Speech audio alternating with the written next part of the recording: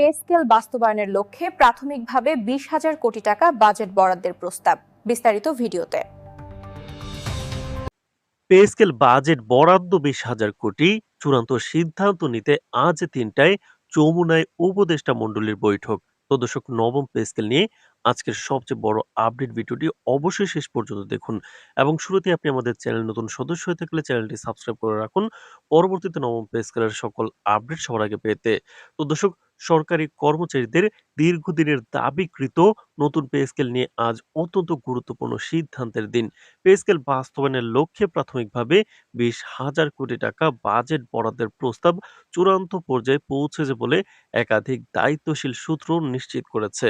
এই প্রস্তাবের ভাগ্য নির্ধারণ করতে আজ বিকাল 3টায় প্রধান উপদেষ্টার সরাসরি বাসভবন যমুনায় প্রধান উপদেষ্টা কিন্তু মণ্ডলীর উচ্চ পর্যায়ের বৈঠক আহ্বান করা হয়েছে।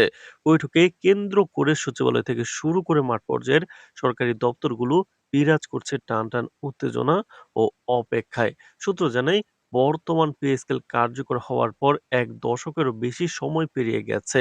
এই সময় নিত্য প্রয়োজনীয় দ্রব্যের মূল্য, বাড়ি ভাড়া, চিকিৎসা ব্যয় ও শিক্ষা খরচ কয়েক গুণ বেড়ে গেলেও সরকারি চাকরিজীবীদের বেতন সেই অনুপাতে বাড়েনি। ফলে কর্মচারীদের বড় একটি অংশ আর্থিক সংকটে পড়েছেন।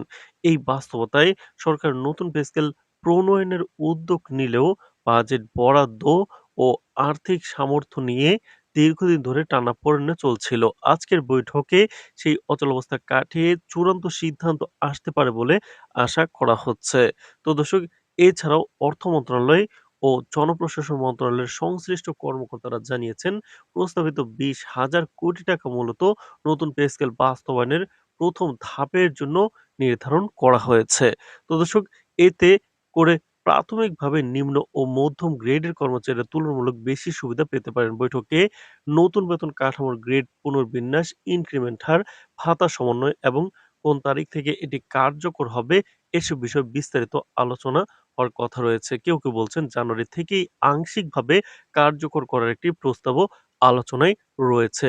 তো দর্শক, ভিডিওটির এই মুহূর্ত পর্যন্ত যারা দেখছেন, চ্যানেলটি সাবস্ক্রাইব করে রাখুন পরবর্তীতে নবম পে স্কেলের যে কোনো গুরুত্বপূর্ণ আপডেট সবার আগে পেতে। তো দর্শক, যমুনার বৈঠকটি ঘিরে সরকারি কর্মচারী সংগঠনগুলোর প্রত্যাশাও চরমে। বিভিন্ন সংগঠনের নেতারা বলছেন, আজকের বৈঠক থেকে যদি স্পষ্ট ও লিখিত সিদ্ধান্ত না আসে তাহলে আন্দোলনের কর্মসূচি আরো কঠোর হতে পারে। এরই মধ্যে রাজধানীর বিভিন্ন স্থানে প্রতীকী কর্মসূচি, সমাবেশ ও অবস্থান কর্মসূচির ঘোষণা দেওয়া হয়েছে। কর্মচারীদের একাংশ মনে করছেন, সরকার বারবার সময়ক্ষেপণ করে তাদের দাবিকে পাশ কাটানোর চেষ্টা করছে, যা ক্ষোভ আরো বাড়িয়ে তুলেছে।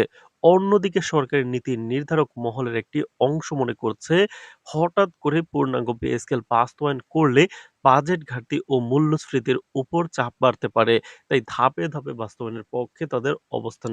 তবে জনপ্রশাসন স্থবিরতা, দপ্তরগুলোর কাজের গতি কমে যাওয়া এবং কর্মচারীদের অসন্তোষ সরকারের জন্য বড় ঝুঁকি হয়ে উঠেছে বলেও তারা স্বীকার করেছেন। ফলে আজকের বৈঠকে আর্থিক বাস্তবতা ও প্রশাসনিক প্রয়োজন, এই দুইয়ের মধ্যে ভারসাম্য রক্ষার চেষ্টা করা হবে বলে জানা গেছে।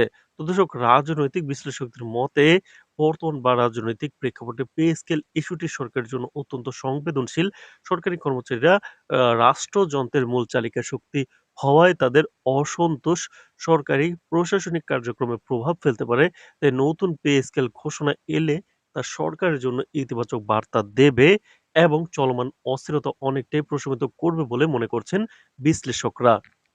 তো দর্শক, ভিডিওটির এই মুহূর্ত পর্যন্ত যারা দেখছেন, চ্যানেলটি সাবস্ক্রাইব করে রাখুন পরবর্তীতে নবম পে স্কেলের যে কোনো গুরুত্বপূর্ণ আপডেট সবার আগে পেতে।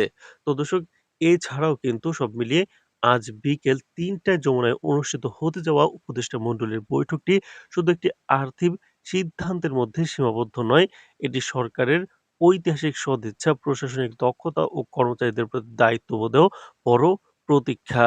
তো দর্শক, এই বৈঠক থেকেই পে স্কেল নিয়ে জাতীয় দলের দীর্ঘদিনের অনিশ্চয়তার অবসান হবে নাকি পে স্কেল নিয়ে আবারও বৈঠক বসবে, সেদিকে এখন দেশের লাখো সরকারি কর্মচারীর দৃষ্টি। তো দর্শক, ভিডিওটির এই মুহূর্ত পর্যন্ত যারা দেখছেন, চ্যানেলটি সাবস্ক্রাইব করে রাখেন পরবর্তীতে নবম পে স্কেলের যে কোনো গুরুত্বপূর্ণ আপডেট সবার আগে পেতে। আজ এ পর্যন্তই। ধন্যবাদ।